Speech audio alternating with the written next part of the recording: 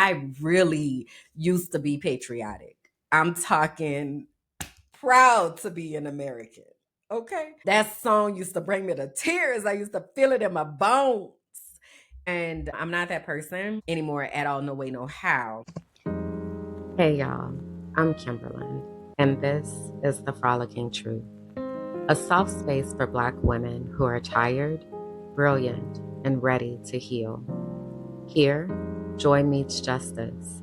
We calm our Black-ass nervous systems. We unmask and we leave behind whatever that is trying to kill us. You're seen here.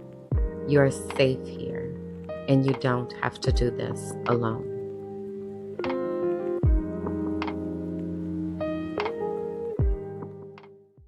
Hey y'all, my name is Kimberland, and this is the Frolicking Truth for Black women who are tired, brilliant, and ready to heal. Come in, find a comfortable spot, get settled, grab a notebook or something, grab something to drink, sit down. All right. It's a lot of things that we need to talk about.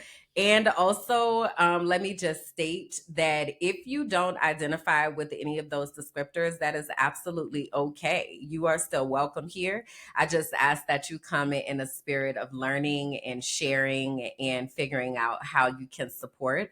Ultimately, in this space, we are focusing on joy, justice, and free nervous systems. Hello, somebody. All right. So I want to kind of be intentional in saying a few things. So here with me in the space, there are people who are watching and helping to shape the show with me. So that's my BTS people, my folks that are on the VIP list, my folks from the inner circle, and that comes through access to my Patreon. So I did want to say that because I might be talking to people while I'm talking, and that's who I'm talking to. All right. But also, you have a chance to be able to still interact with me when I actually publish and premiere the show. So the new episodes drop on Saturday mornings at 11 a.m. Central. And during that time, there's also a live chat that you're able to participate in.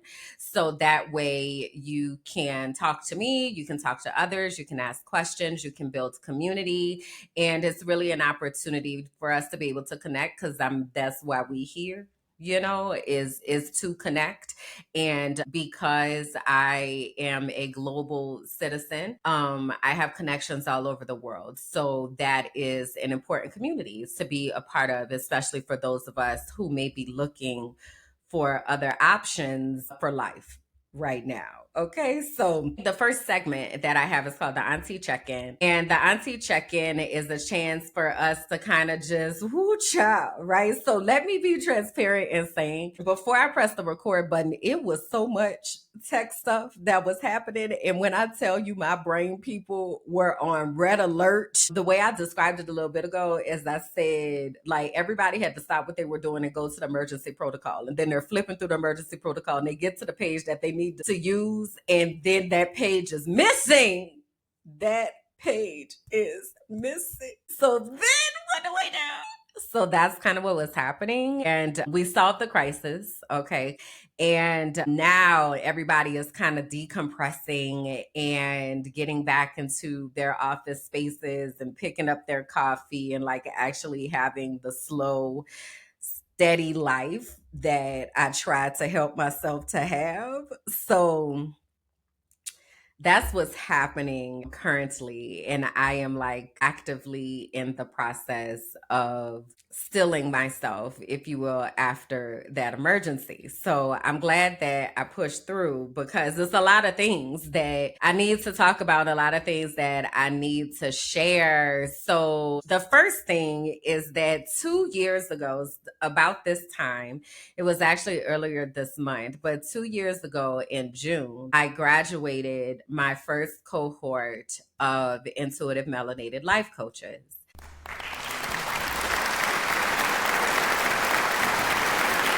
So there were 5 people across the world that got their life coach certifications, and we completed an intensive process because I have realized I am a teacher and I really should call myself a professor because the way that I teach is really to build critical thinking skills and self sufficiency in learning, which is very different, if you will, from teaching because it's more like facilitating. But anyway, it's a lot of brain power that goes into that, right? So they completed that process and got their certifications. It was pretty much the first 6 months of the year. And after that, I also got a lot of time back. So, because during that time, I was very much like, okay, do we have the lessons ready? Do we have the things? I'm having one on ones, like I'm supporting them, like, let's go, like, let's do the things. And once that ended, I got a whole lot of time back and my brain was able again to kind of settle. Now, at the time, I was not the least bit aware of what was happening in my brain, but what was happening is I was about to enter a serious mental health burnout crisis. And I did not know at that time. What I did realize at that time is that God has started telling me a lot of things like to say and like, turn on the microphone and say this and turn on the microphone and say that. And it was interesting because at the time I was still with Beautiful Brown Girls and I don't think I was journaling, but for some reason God like led me to record myself in my closet. And I had really liked my closet because my closet overlooked the mountains and there was a window and turned it into a window seat and it was real cute and interesting. But I started getting like really drawn to my closet and I would have these conversations with God in my closet. And, I'm just kind of living life and being grateful that I had, graduated the life coaches and all of that. At this time, I also have received an opportunity to come back to the US to interview Dr. Joy Harden Bradford, and she is the founder of Therapy for Black Girls. So she wrote a new book. It's called Sisterhood Heals. And I absolutely enjoyed it, endorsed it. I talk about it all the time. I do feel like it is a transformational tool and really explores how we show up for each other in community and what that looks like specifically in sisterhood. So I had gotten that opportunity to go back to the States and do that. And I was really excited about it. And I was also stressed the hell out because the US was wild at that time. And there was this song that was out and it was called Try That in a Small Town by this artist named Jason Aldean. And ultimately, the song is about lynching Black people. And the country at the time, so again, this was in 2023. Okay. So the country at this time was very much a lot of racial tension. It's worse now though, but also then it was a lot. So I was like kind of processing those things that were happening. And the last time that I had been in the States was in September of 2022. And that was traumatic because somebody stole all of my things out of my wallet. Like, so it was a lot that I was really trying to process and figure out during this time.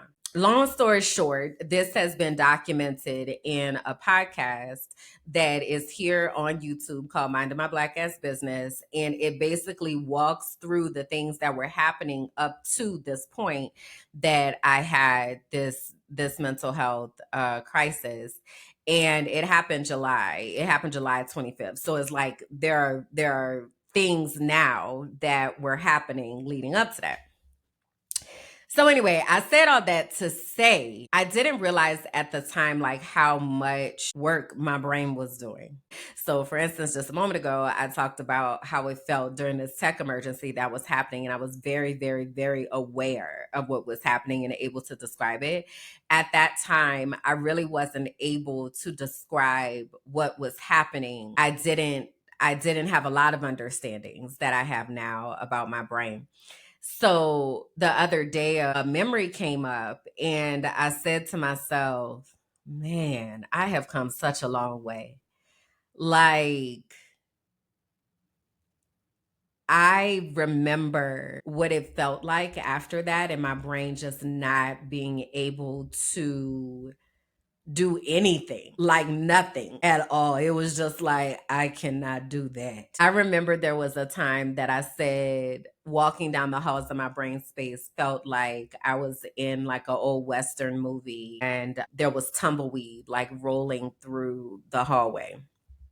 It was a lot. And I have worked really, really, really, really, really, really, really hard to get my brain back to a space of connection with my body. I was talking to one of my friends this morning who is still in the States and wanting to leave. And they were like, we have to disassociate so much. They said, I know that I'm disassociating and I'm trying to manage it, but there are like so many things like that are competing, if you will, with brain capacity. And I feel that so hard because I now know how much disassociation that I was still doing at that time. And I'm very much from a family where they prioritize not being stuck. Like that was like a catchphrase that my mother would say all the time. Don't be stuck. Forward. We're moving forward. Keep it moving. Like all the time. So if you ever wanted to discuss like what was actually happening with you in life, that was not a thing. Like it wasn't a thing to be able to say, I'm having difficulty with this, or I'm trying to understand or process this. Or when you did that, it caused this type of you being stuck, you stuck in the past, move forward, forward. And it was just a lot. Okay. And there's a lot of unlearning that I've had to do about that because I will just put things into boxes. And at the time, I felt like I was a master at that, and I had done so well because I had left the country and I'm out here frolicking and I'm doing the things. Well, when my brain got quiet, and I went back to the US and felt the energy that was building in the US. All of the stuff that I had stuffed into all those boxes for all that time, because I'm moving forward, started falling out the boxes. And it has been an incredible amount of work to actually start picking everything up and choosing not to necessarily put it back into boxes, but actually take time to like read through it and look at it and process it and name it and call it. And that has been, it's been a lot. I know I say that because interesting and a lot are like my two phrases where I don't really know what to say, and it could be interpreted in so many different ways. So I just kind of use it as a thing because I don't even know how to process it. Jasani said emotional bypassing. That feels accurate. So yeah, I've really just been trying to focus on myself and focus on being fully in my brain and in my body. And it even sometimes causes conflict because I have the ability at this point in the exercise of feeling to allow myself to feel and to not get stuck in those feelings. Sometimes I have to reserve my feeling for times that I have capacity for it, but I have allowed myself and given myself the permission to feel when feelings come up. So, like this morning, one of my friends messaged and said, how are you doing? And we had been talking about them. And naturally, that's my question all the time, especially for people that are in the States. How the hell are you? Right. So we kind of named a few things. And then they said, how are you doing? And I actually took the time to answer with integrity. And as I was typing, like the tears were just falling because it's a lot. Like I named the grief that I feel right now. It's interesting that I have been talking less about certain things while talking more about other things. But the way that I've decided to talk has really changed because I see I'm on the outside, right? I'm on the outside of the system, and I've been on the outside of the system for 4 years now. So outside of the system, I'm able to see what's happening. And I'm going to get more into this in a second, but I can't unsee what I see. So what it causes me to do is be like, hey, sense of urgency. Hey, y'all, what we doing? What we doing? Right? I can help you. Like, you can do this. Like, what we doing? And everybody isn't really ready to accept what is happening. So it comes across from me like I am being pushy, or I am asking people to show up in ways that they're not ready to show up. And that could be for various reasons. It could be that they don't want to, it could be that they don't know how, it could be that they're paralyzed by fear, it could be a myriad of reasons.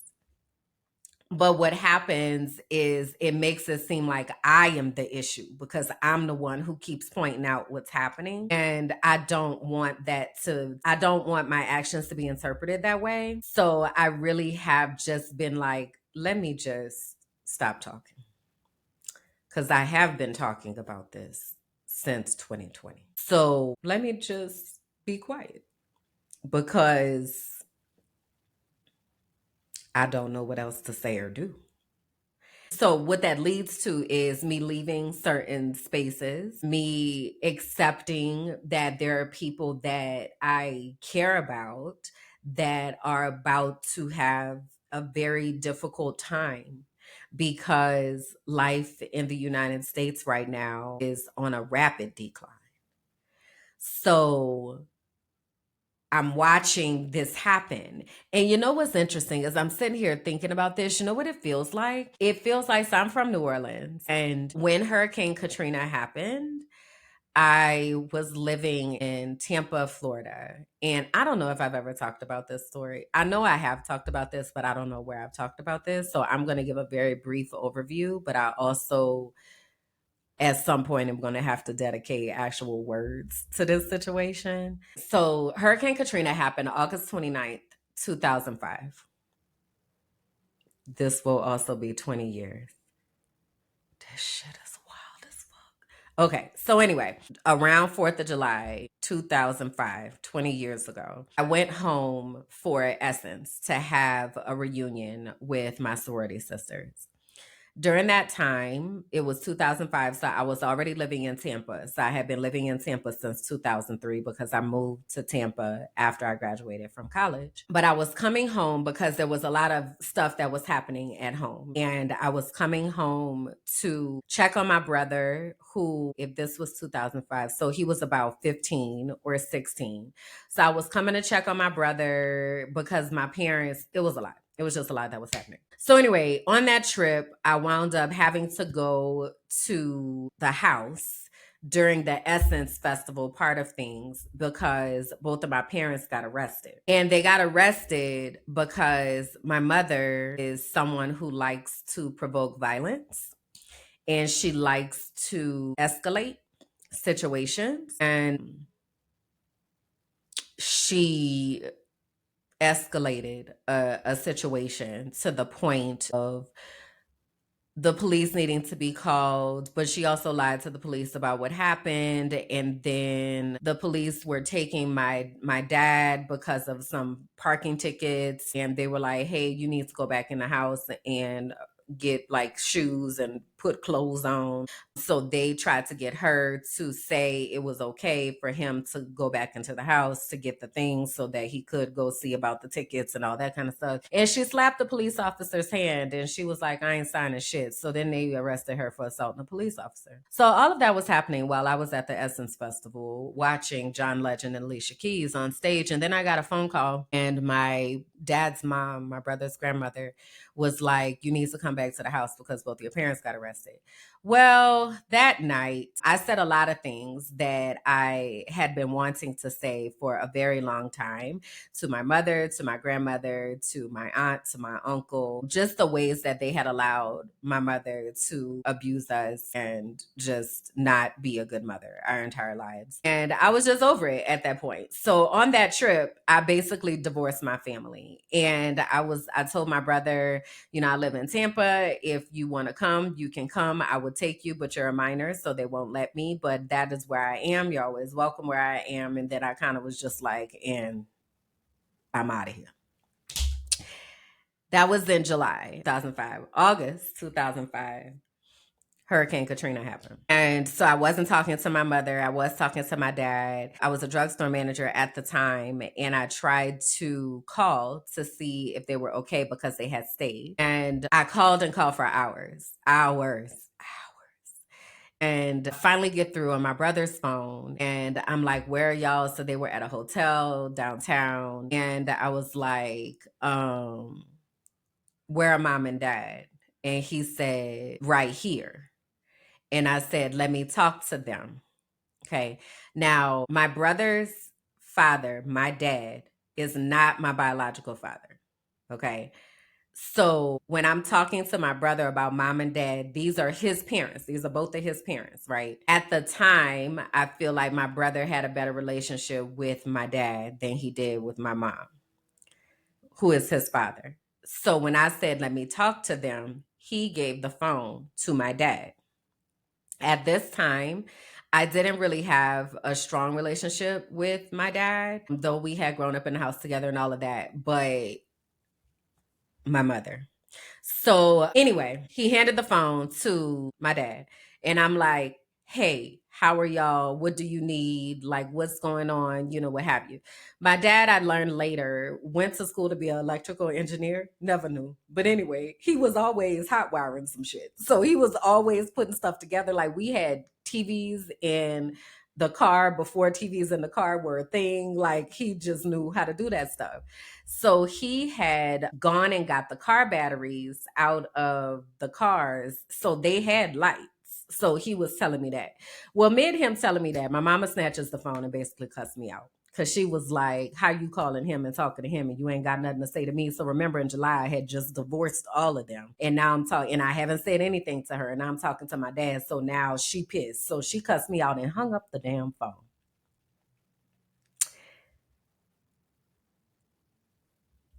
That is what it feels like right now. It feels like I have tried like for so long to get people to see the things, and I'm calling and I'm trying to tell you like all the things, and then people hang up the phone. And then I am looking in and seeing the devastation. I'm seeing the Circle Food store with water up to the roof, and I know how tall that place is. And I'm thinking to myself, if that happened, I know my house is gone. That is what it feels like right now, watching what is happening in the US. And that is a lot. That is a lot. So I'm trying to balance that because I don't want to come across as someone who is so pushy, or I don't know how to say no for an answer. Like I don't, because that's not my intention. My intention though is to create a sense of urgency, because there is a sense of urgency. Just Sani said, I feel a sense of powerlessness and even a coward. I'm curious about the coward part. I think that I know what you mean by that. But the sense of powerlessness is so wild because like I know if the people that are looking for me find me, I know that I can help them. Powerlessness comes in being subject to the algorithm and who the algorithm is showing what. And powerlessness becomes, what are the safe spaces that I am actually even able to talk about how to help people? What are the spaces that I can get it out there because I see what's happening and I'm able to help, but like how do I get to do that?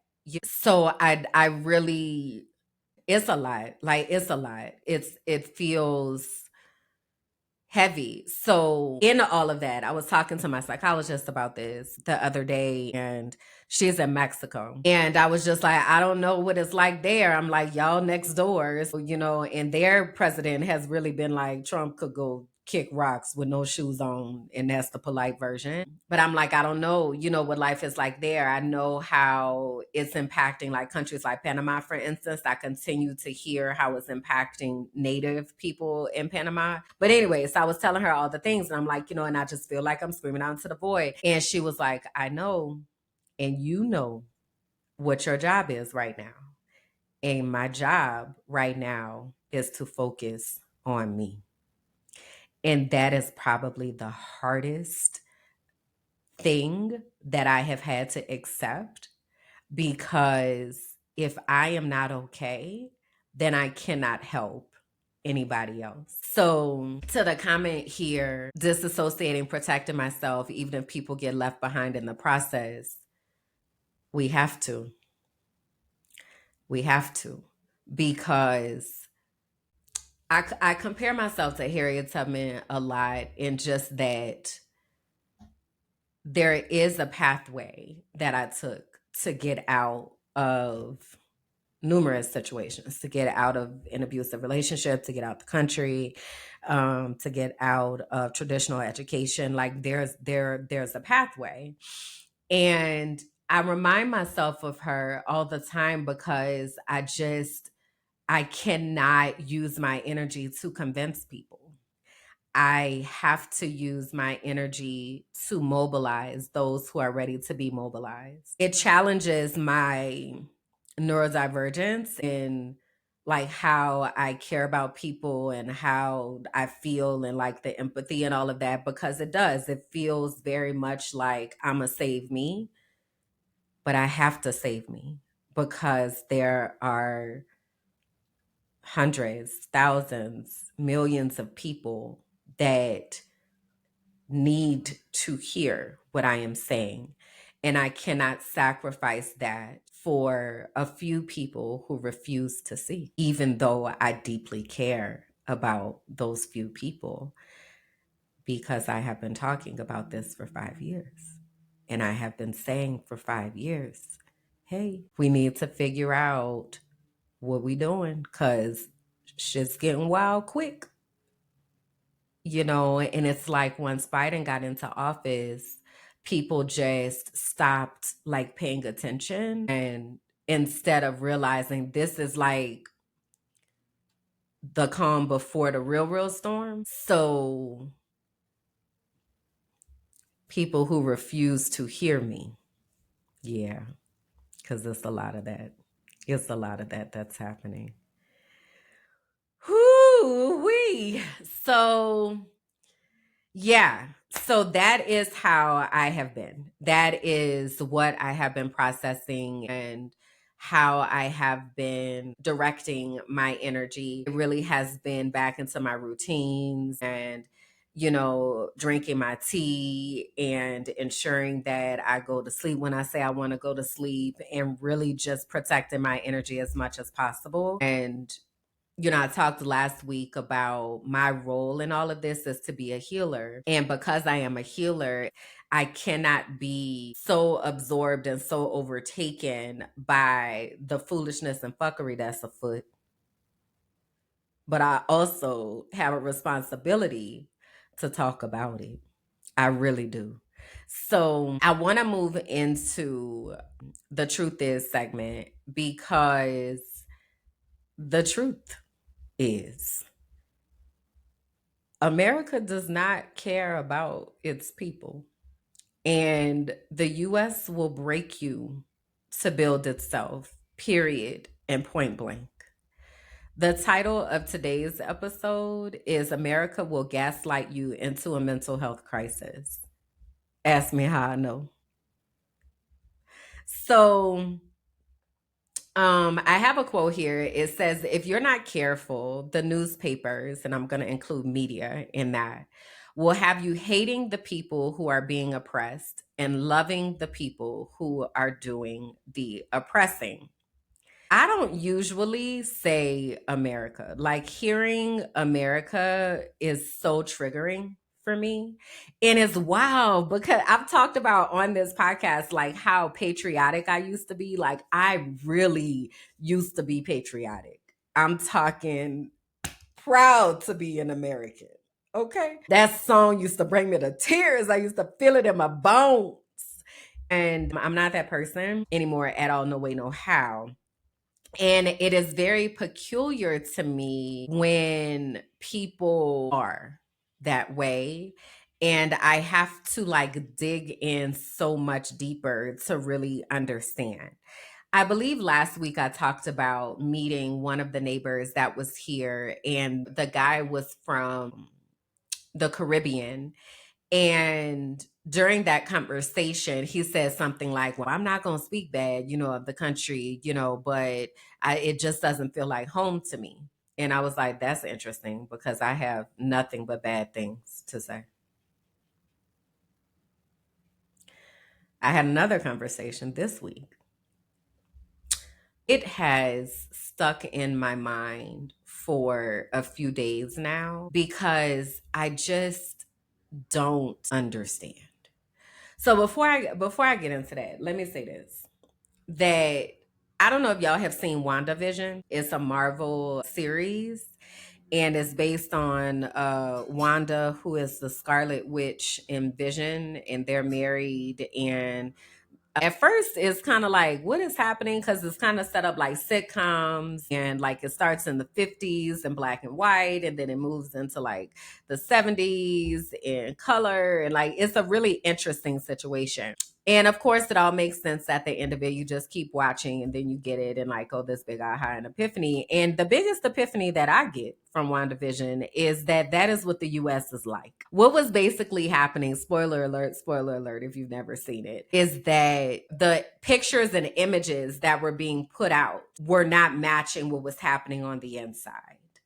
And those pictures and images were carefully crafted to paint a picture that was not really reflective of what was happening on the inside. And think of it like them in a bubble, and they're projecting this series, this image, this movie on the screen, but inside the bubble is wow up in here.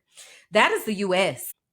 That is the US. And I've talked about this in different contexts because I am in the process of seeking asylum here in Colombia. And it has been a lengthy process in them even understanding why I would be seeking asylum, which I don't understand. Do y'all not see what's happening on the news? Do y'all not see what's happening on the news?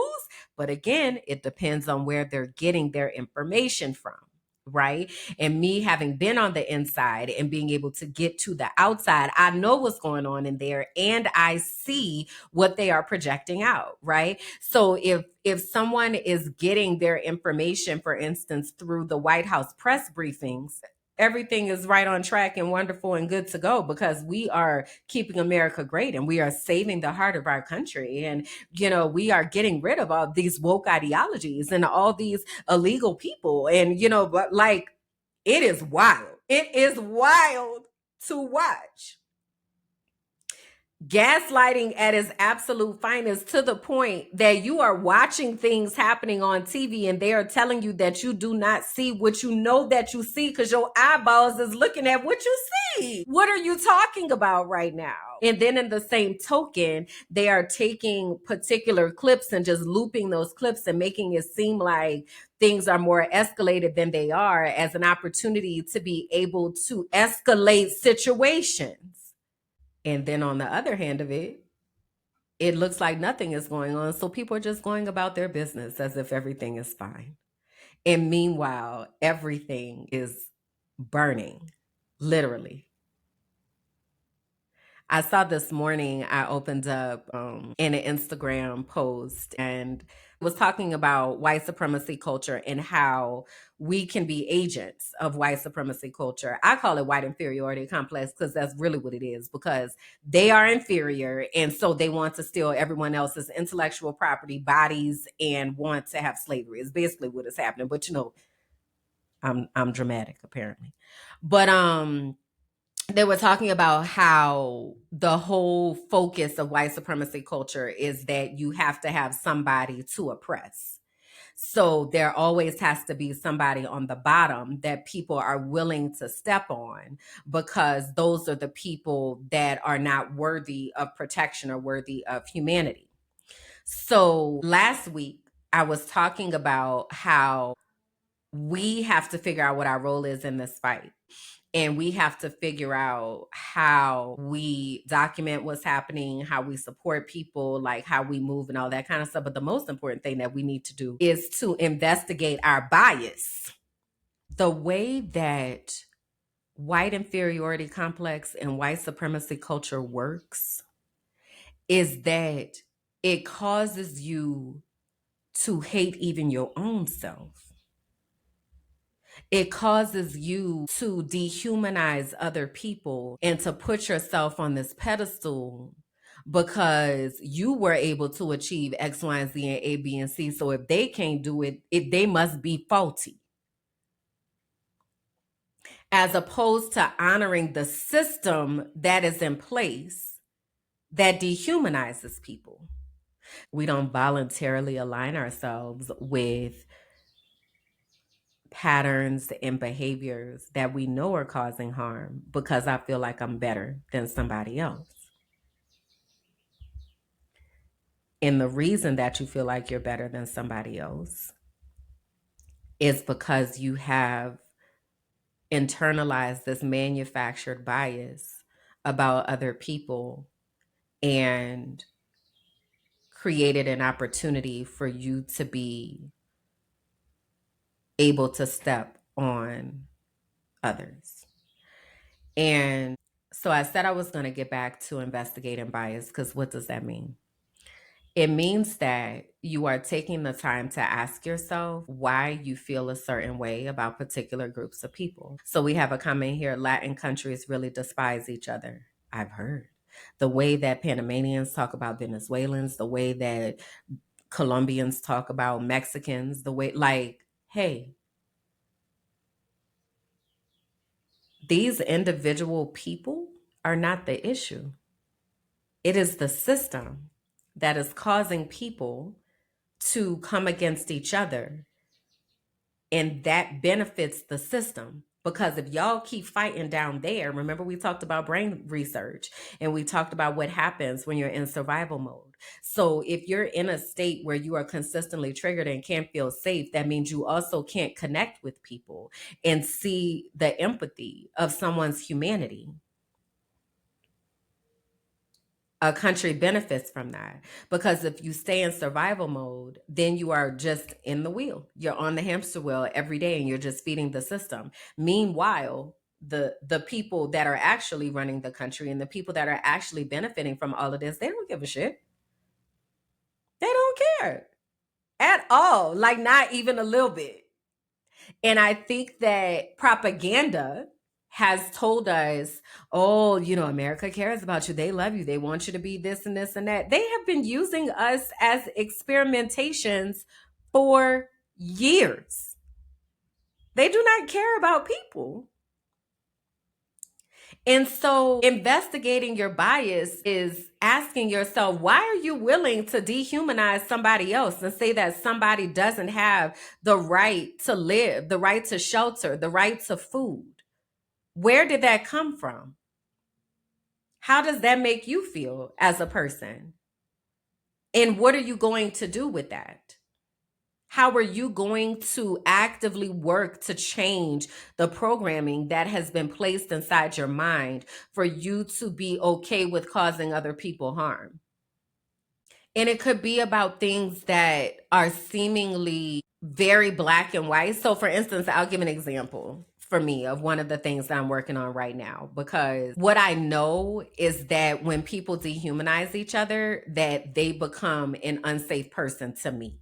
Because if you are willing to dehumanize somebody else and you are willing to deny somebody else of their humanity, then that means it's only I just need to check a certain box for you to dehumanize me. That feels very unsafe to me, right? So there's a lot of news coverage right now with the Diddy trial that's going on, and then apparently R. Kelly overdosed the other day. And I don't have a lot of empathy for them. And I actually feel like that's okay to say. But also, in the same token, I had to ask myself, why do I feel like it's okay? Apparently, R. Kelly is still alive on this side of aliveness. Um, I had to ask myself, do I care? Like, if he wasn't, what how would I be about that? And at this point, I'm very apathetic. But as someone who is actively wanting to put love out into the world, that still doesn't feel necessarily peaceful in my body. It also doesn't feel peaceful to be like, oh, and I forgive them and all that. I don't believe in that either. But it's a place that I'm willing to stop and investigate my feelings about that. I'm not saying it's going to come up with a change. I might feel justified in how I think about those people and people that choose to cause incredible harm. For instance, when old boy got shot in the ear, shot air quotes, I didn't have a whole lot of energy to give to that. It was just like interesting. That's what it sounded like. Because one, it was a manufactured outrage, and just it's a reality show. It's WandaVision. So on this episode, like it very much felt like that. Also, that's a person. So how do I balance that? And I don't have the answer for that. I'm just saying this is something that I be thinking about. I don't have the answer for that. I don't know, but I know that I'm willing to ask myself about it. And that's what I mean when I say investigate the bias. Like be willing to ask yourself and go through why you feel that way and interrogate whether you feel like you are showing up in a pure and clear heart space as opposed to taking in all of the hatred that they are teaching us to have. The other thing I wanted to bring up is this idea of proximity to power, because that is something that causes us to step on other people. And I'm not gonna get into this real deep, but at some point I am gonna like actually have a real conversation about this, because I need us as Black people to understand that the Black church is a propaganda machine on behalf of white inferiority complex. Okay. So I need us to be critical thinkers. I need us to be asking questions about what we think and what we feel, and who benefits from this. Right? I was talking about the media earlier. The media is controlled by the government. Do y'all know that I just found this out recently? Whenever there is a war movie, that the government has to approve the making of that war movie, because they want to control the narrative that is put out about war in the military. Did y'all know that? Speaking of military, your boy had a military parade the other day. June 14th is Flag Day in the United States, and also it's his birthday. So he decided that he was going to have a military parade to show off. He said it was on behalf of the armed services, soldiers and such. So let me share the screen on the little military presentation that happened, and I mean that with no disrespect to the actual people who had to show up for this foolishness. This is the old boys parade. Now, what's interesting about this is I have seen military parades. For instance, every year in Mexico on September 19th, I believe is their Independence Day, they have a parade. And during that parade, the military is there. And basically I took it as a way to show like all of the different professions and ways that the military operates, and that they are trained to like set up entire cities. So I took it with that type of context. Okay.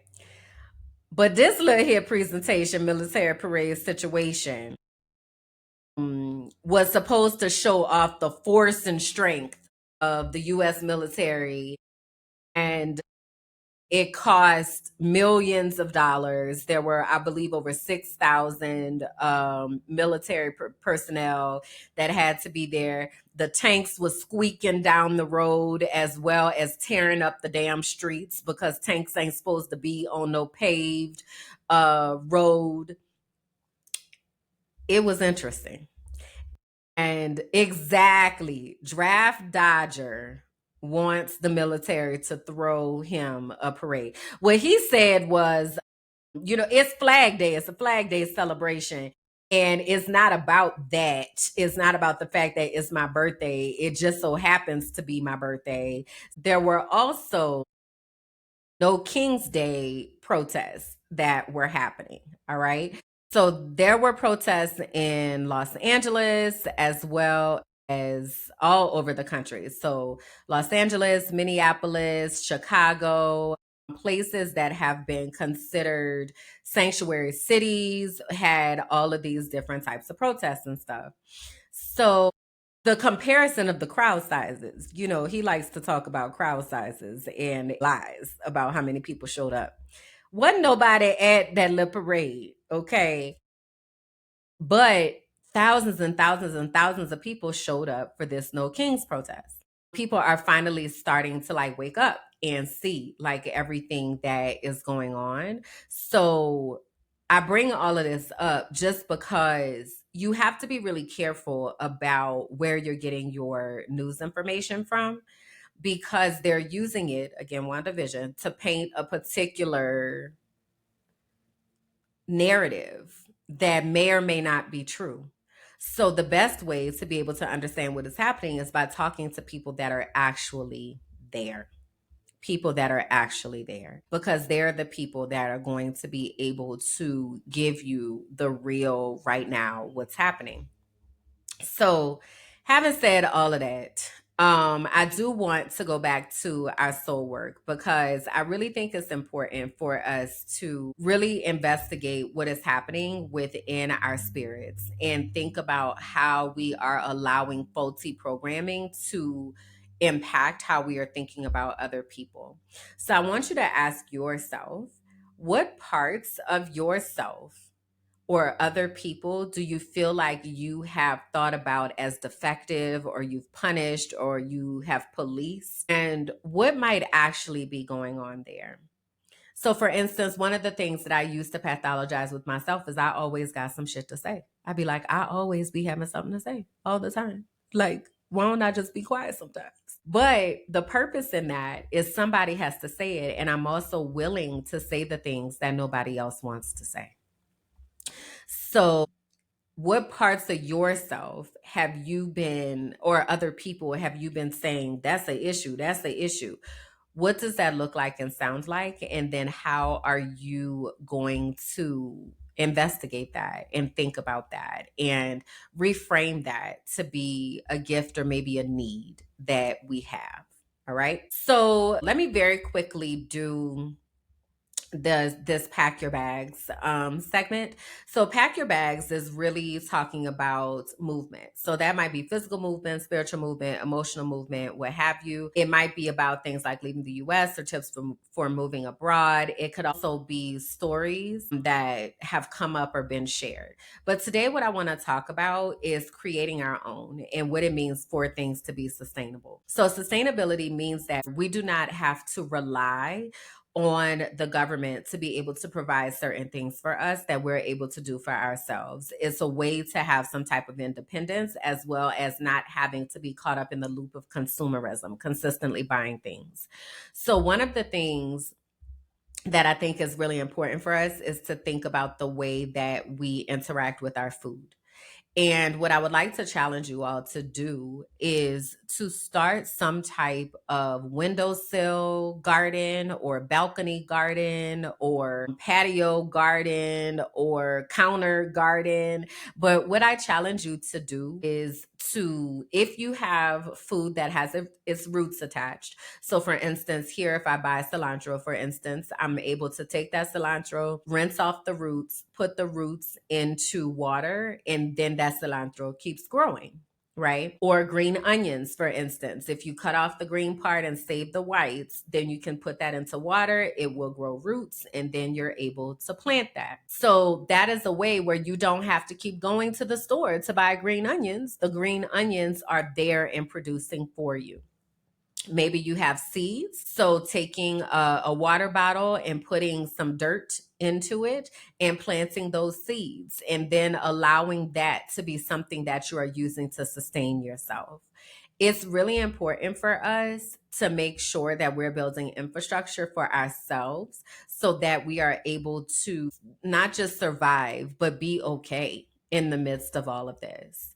So creating systems where we are able to thrive. So that is just one example. You know, you might be someone who is a carpenter and you know how to build things, right? Well, we need you because homes have to be built, furniture has to be built, right? There are like all of these different things that are necessary for us to be able to do in order to have communities that are more independent. All right. So for pack your bags, I want you to think about what that looks like and sounds like, how you are able to create an environment for yourself to have some of the things that you need, right? I realize that, you know, we all, for instance, I don't know how to sew clothes. That's not my mama do, but that's not a skill that I really picked up. But if I was somebody who knew how to sew clothes, that is a valuable skill because it allows us the independence to not have to go into big stores and spend money there to try to figure out how to clothe ourselves, right? Speaking of clothes, y'all, all of my clothes are too big. And I mean every single piece of clothing that I own down to my socks, too big. I'm not complaining, but also every piece of clothing that I own is too big. And I really have to like completely redo my wardrobe, but I don't really have time, energy, or resources to do that right now. So I thank God that I work from home and I don't have to have like work clothes because I don't have them. Okay. My wardrobe consists of oversized shirts, my H&M tank tops, and my H&M shorts and leggings. And that's it. That's it. And thank goodness that leggings have stretch. But once they start falling off of me, what is I'm supposed to do? Huh? But anyway, if I had the skill to be able to sew clothes, I would make myself some new clothes, right? But I don't own that skill. So this goes back to my point last week of figuring out what the skills are that you have. I know one of the folks here with me, he's a mechanic. And he was messaging me the other day and he's like, I put a radiator into the car. And I'm like, I would be so lost if I did not know how to do that. I just wouldn't drive anymore. Like it is just the biggest thing. But having those skills, I want to say he told me that he bought the radiator for like $69, but in the US, the radiators are like $250 or something like that. Like hello consumerism. So if you have the ability to have that knowledge, then you are able to create a more sustainable environment for yourself that you're not a victim to circumstances and things that are happening. I hope this is making sense. All right. So, as we are preparing to pack our bags, and even if your bags are not necessarily being packed as far as you leaving to go to a different location, maybe your bags are being packed and that you're changing the way that you interact with the systems. We need to be thinking about that and sourcing that so that we are able to offer those skills to others. All right.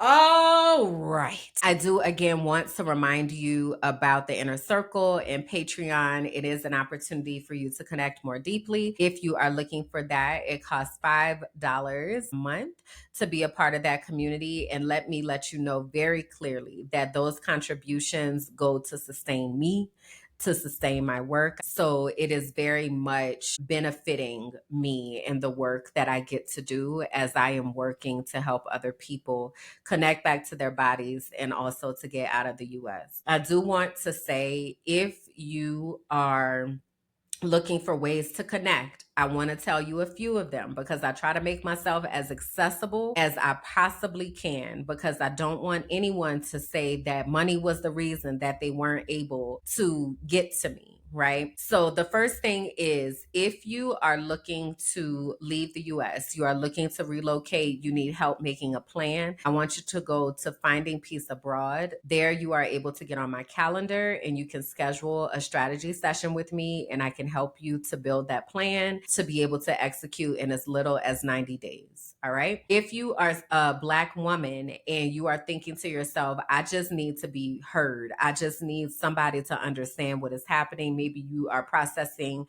your neurodivergence. Maybe you are processing a toxic work environment. Maybe you are the one who feels like you're screaming out into this vacuum and nobody is listening, and you need to be around other people who get it. I invite you to come to the Healing Circle. The Healing Circle happens every other Saturday at 12 p.m. So it is immediately after the premiere of the Frolicking Truth. So this is how it works. You can come to the Frolicking Truth. You can hear what I'm talking about.